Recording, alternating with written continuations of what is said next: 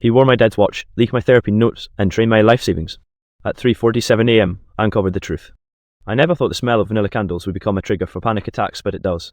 That smell is forever burned into my brain because it was in the room the night I learned Samuel, my half-brother, had been impersonating me online for years. By the time I pieced it together, I had already lost friends, my reputation, and nearly my life. And what started as a family lie-out who my real father was spiraled into a nightmare of betrayal, lawsuits, and a breakdown so severe I ended up in the ER at 3:47 a.m. on a freezing January night. I'll rewind a bit. My name is Adam, I'm 19, and my half-brother Samuel was 43. Growing up, he was more of a weird uncle than a brother. He'd sweep in at family events, tell inappropriate jokes, and then vanish for months. My mom always defended him, and that's just Samuel. He's harmless. But he wasn't harmless. He was watching, waiting, and he knew my biggest weakness, my struggle with anxiety and depression. The story really begins at a school fundraiser last fall. I was volunteering, carrying trays of grandma's apple pie across the gym, when Samuel showed up uninvited. He leaned close and whispered, "Don't drop it like you always drop everything." His smirk twisted my stomach. I laughed it off in front of the parents, but inside, my hand shook so badly I had to set the pie down. I noticed the other parents watching already whispering about me after rumours started spreading that I was unstable. Rumours I would later learn Samuel himself planted. That night, after the event, I went to my cousin Frank's place. Frank's 39, more like a brother to me than Samuel ever was. We sat in his kitchen, the smell of vanilla candles mixing with the leftover apple pie he'd saved for me. Frank slid a plate over. "You okay, kid?" he asked. "I don't know," I admitted.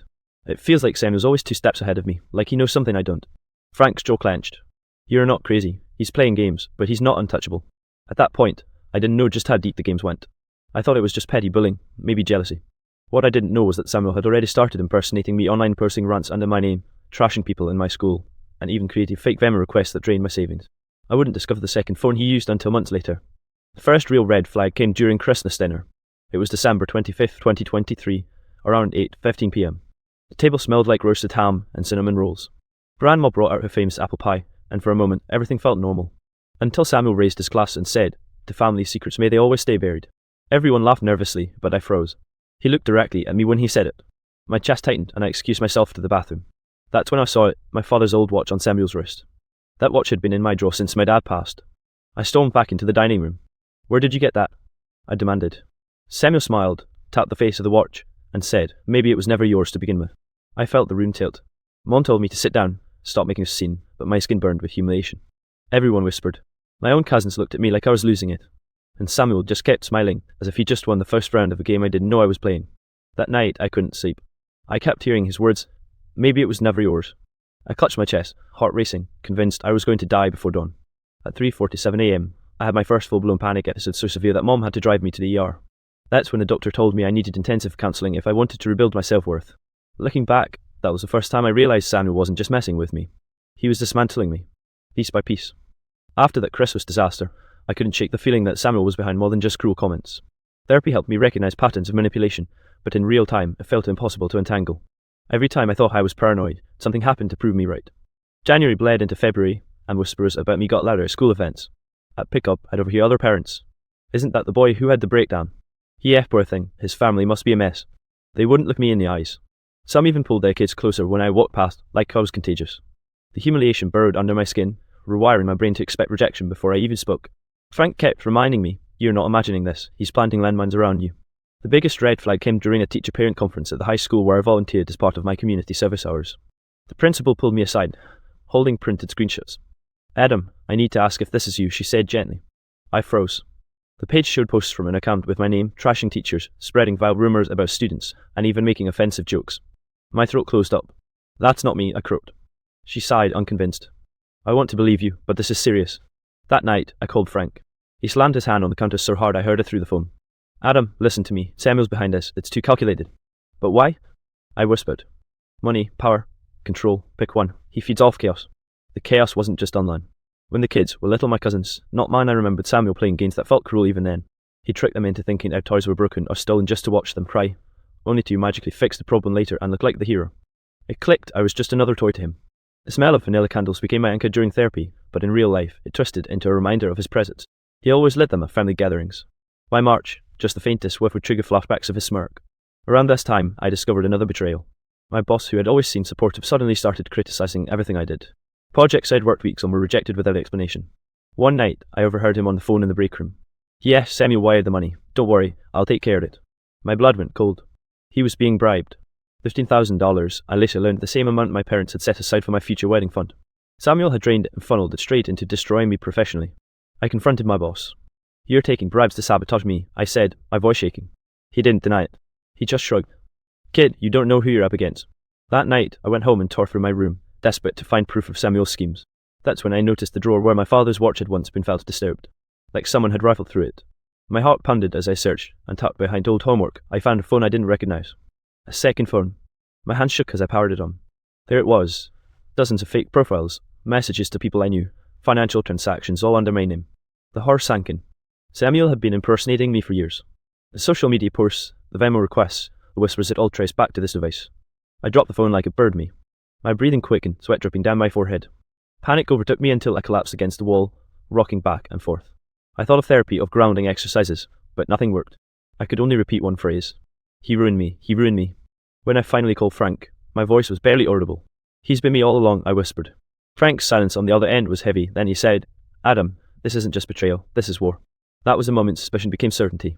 Samuel wasn't just a manipulative brother. He was building an empire on my destruction, and I wasn't sure I could survive the next move. Finding that second phone should have been the end of the nightmare. In any rational world, you hand it to the police and justice unfolds. But this wasn't rational. This was Samuel. And he had already laid his trap so deep that every path forward led straight into another betrayal. The phone was a goldmine of horror. There were emails sent in my name to professors, calling them incompetent and a joke. There were messages to classmates, spreading vicious rumours that I was using drugs, that I'd stolen money. My stomach turned when I saw bank transfers hundreds at a time, adding up to thousands strained into accounts tied to Samuel's lawyer. And then there it was, screenshots of my therapy notes. Notes that only my counsellor and I should have seen. That broke me. Therapy had been my one safe place. The sessions where I cried until I couldn't breathe, confessed how the nightmares of Samuel's smirk haunted me, how sometimes I'd wake up at 3:47 a.m. drenched in sweat, convinced I was dying. Those words weren't supposed to exist outside that room. Yet here they were, weaponized, and emailed to strangers with captions like, "See, even he admits he's broken." I confronted my counsellor the next day. "How did he get them? How does Samuel have my private notes?" She looked horrified. "Adam, I didn't leak these, but a few devices are compromised." The realization slammed into me. Samuel had hacked into my accounts. He'd been inside my head without me knowing. As if that wasn't enough, I learned about betrayal number 2. The greedy lawyer. His name was Harris, supposedly hired to help me after the first online smear campaign. He charged me thousands, promising he'd clear my name, only to secretly funnel evidence straight to Samuel. When I pressed him, he smirked and said, "It's just business, kid. You're a liability, and Samuel pays better." I walked out shaking so badly I nearly collapsed on the courthouse steps. I called Frank, my voice trembling. "He's everywhere, even the lawyer. There's nobody left I can trust." Frank didn't hesitate. "You still have me, and you have the truth. We'll burn him down with it." But the truth felt like a curse. By spring, the community was fully convinced I was unstable. At school events, parents no longer whispered, they avoided me outright. I'd walk in with a tray of apple pie for the bake sale, and people would physically turn their backs. Some muttered, "That's him, that's the one from this post." I stopped going out. My chest locked up whenever I heard laughter in public because I assumed it was at my expense. Nightmares came nightly, Samuel's face, the sound of him saying, "Maybe it was never yours to begin with." My father's watch flashing on his wrist. Sometimes I'd wake with my fingernails dug into my skin, blood beading where I tried to claw away the panic. Therapy turned from maintenance to crisis survival. My counsellor had to walk me through grounding techniques again and again. Name 5 things you can see, 4 you can touch. Sometimes I couldn't get past C, because all I saw was Samuel's empire tightening around me. It wasn't until I dug deeper into the phone that I discovered the full scale. Hidden folders contained voice recordings, dozens of them. Conversations at family dinners. Therapy calls. Even private talks with Frank. He had been recording me for years. My blood ran cold when I realised this was more than family cruelty. This was a calculated dismantling of my identity. And then came the bombshell. Inside one of the folders was a document labelled truth. Shaking, I opened it. It was a scanned letter, signed by my mother, revealing that the man I thought was my dad, whose watch I kept like a sacred relic, was not my biological father. I was conceived with a sperm donor. The world cracked. My father, the man I'd mourned, wasn't mine biologically. And Samuel knew. He had known all along. That's why he wore the watch, why he looked me in the eye that Christmas. It was his way of saying, "You don't belong." I screamed until my throat tore. My mother tried to explain it. "We wanted to tell you when you were older, but the betrayal was complete. My entire identity, my lineage, my sense of self, all a lie." That night, I stood in front of the mirror, shaking. My reflection didn't even feel like mine. My eyes were red, my skin pale, my breath shallow. I whispered, "Who am I?" over and over until my voice broke. Samuel had stolen my reputation, my relationships, my money. And now he had stolen my bloodline. The night I found that letter, something inside me snapped. I wasn't just broken, I was hollowed out. Every belief I had about family burned to ash. But when I looked at the second phone, glowing on my desk like a loaded gun, I realised I had the power to fight back. Samuel had left a trail, and I was done being his victim. I spent weeks collecting everything: screenshots of fake profiles, the Venmo transfers, the therapy notes, the voice recordings, even the signed letter. Every lie, every smear, every dollar stolen. By May, my laptop was a war chest. I barely ate, surviving on stale coffee and the occasional slice of grandma's apple pie Frank brought over. My hands shook constantly, but this time it wasn't fear, it was rage sharpening into resolve. Frank urged caution. Adam, once you do this, there's no going back. He'll come for you harder. I stared at my father's watch still on Samuel's wrist and photos he'd posted. He already took everything from me. If I don't burn him down now, he wins forever. The confrontation came on May 21st, at another school event, fittingly, the spring showcase. The gym smelled of popcorn and vanilla candles. Samuel had slithered in again, playing the charming uncle, shaking hands, laughing loudly. I stood by the stage with my phone buzzing in my pocket, the folder of receipts ready to upload. My heart hammered so violently I thought it might burst, but I knew this was the moment. I walked straight up to him. Enjoying yourself? I asked. He smirked. Always, you should try it sometime. My voice shook, but the words came sharp. Everyone here will know the truth tonight, about you, about what you've done. For the first time, his smile faltered. Careful, Adam. You're not stable enough to handle the fallout. I took out my phone and pressed upload. Neither are you. Within seconds, my push went live. Screenshots of the fake accounts, the bribes to my boss, the recordings, the letter revealing my paternity, the lawyer's payments, every disgusting piece of it blasted across social media. I tagged the school, the local paper, even the community Facebook group where gossip always thrived. Gasps rippled through the crowd as phones buzzed. Parents who had whispered about me now stared at Samuel, their faces morphing from confusion to disgust. One mother hissed, "Oh my God, he framed Adam." Another whispered, "This is sick." Samuel lunged toward me, grabbing my arm so hard it hurt. "You idiot, do you know what you've done?" Frank stepped in, shoving him back. "What he should have done a long time ago." The room erupted. Teachers demanded Samuel leave. Parents shouted questions. Samuel's mask cracked completely. He cursed, red-faced, veins bulging, screaming that I was ungrateful and weak. But nobody believed him anymore. The evidence was undeniable. His empire collapsed right there in the school gym, under the flickering fluorescent lights and the smell of burnt popcorn. By midnight, it was everywhere: news sites, Twitter, Reddit threads. Samuel's name trended locally with words like a predator and fraud. His lawyer Harris shut down his practice overnight. My boss resigned after screenshots of his bribes leaked. And Samuel? He vanished. One last voicemail came at 3:47 a.m., his voice low, trembling with rage. "You think you've won? You'll regret this." I sat in the dark, phone in my hand, shaking so hard I thought my bones might crack. Frank stayed over that night, refusing to leave me alone. He poured us coffee and said, "Adam, you did it. You pulled the mask off." But victory tasted strange. There was no celebration, no relief, just exhaustion and the eerie silence of knowing the world finally saw the truth, yet I still felt contaminated by him. The days that followed were chaos. Strangers reached out with sympathy, but others accused me of exaggerating, of staging the whole thing for attention. The community split, half rallied behind me, half wanted to pretend none of it had happened. Lawsuits started flying. Samuel countersued, claiming I'd slandered him, but the recording shut that down quickly. The climax was public revenge, yes. His empire collapsed overnight. But in the quiet moments, when the notifications stopped buzzing, I realized something terrifying. Destroying Samuel didn't fix me. My body still jolted awake at night. I still couldn't smell vanilla candles without nausea. My brain was still rewired for panic, still whispering that maybe he was right, maybe I was broken. The war had ended, but I was left standing in the ruins of myself. After the school showcase explosion, life didn't feel like a victory lap. It felt like standing in the middle of a battlefield after the smoke-cleared bodies gone, silence heavy, and me shaking with no idea how to move forward. Samuel's empire was in ashes, but the damage he'd done to me was everywhere I looked. The very next morning, my phone blew up with notifications, articles, DM, texts from people I hadn't spoken to in years. Some said, "Proud of you for speaking out." Others accused me, drama queen, attention seeker, family business should stay private. Every message was a stab wound. I stopped answering calls altogether. At the grocery store 2 days later, I felt the stares. A woman I had known since kindergarten pushed her cart away when I turned into the same aisle. A father from the school fundraiser muttered just loud enough for me to hear. That kid should have stayed quiet. I froze, gripping the cart handle so hard my knuckles turned white. My chest squeezed. My breath caught. Within seconds, my vision blurred and I dropped to the floor, shaking. Another panic attack. When I came to, an employee was crouched beside me asking, "Do you want me to call someone?" I shook my head, tears streaming. I didn't want anyone. I wanted to disappear. At night, the nightmares got worse. I'd wake up gasping at exactly 3:47 a.m., drenched in sweat, convinced Sandra was standing in the corner of my room with my father's watch glinting in the dark. Sometimes I called in my arms until they bled, trying to scrape off the feeling of him still being inside my life. My therapist said it was PTSD, that my nervous system had been rewired by years of psychological therapy became daily instead of weekly. My counsellor sat across from me, her voice calm as she repeated, "You are not broken. Your brain adapted to survive. Now we teach it to live again." But I didn't believe her. How could I, when other parents still avoided me at school pickup, whispering behind their hands? When even strangers online called me unstable. Frank tried everything to keep me afloat. He'd drop off meals, sit in silence with me, even light vanilla candles to show me they could be safe again. But the smell sent me spiraling every time. One night I screamed at him to blow them out, shaking so violently he had to hold me until I calmed down. "Adam," he whispered, You're safe now. He can't hurt you anymore. But inside, I didn't feel safe. Samuel's ghost lingered in every shadow. The legal battles dragged me deeper into despair. Samuel filed countersuits. Harris resurfaced with smear tactics, and even though we had receipts, the process was slow and humiliating. Every deposition forced me to relive the details: how he hacked my accounts, how he leaked my therapy notes, how he drained my $15,000 wedding fund. Layers dissected my panic attacks like they were strategies instead of scars. The lowest point came in June. I sat on my bed, staring at the second phone, scrolling through the recordings Samuel had made. My own voice echoed back to me, crying in therapy, confiding in Frank, begging for relief. He had turned my pain into entertainment. I felt hollow, like I wasn't even a person anymore, just raw material for him to mold and mock. For the first time, I thought about ending it. The thought scared me, but it also felt like relief.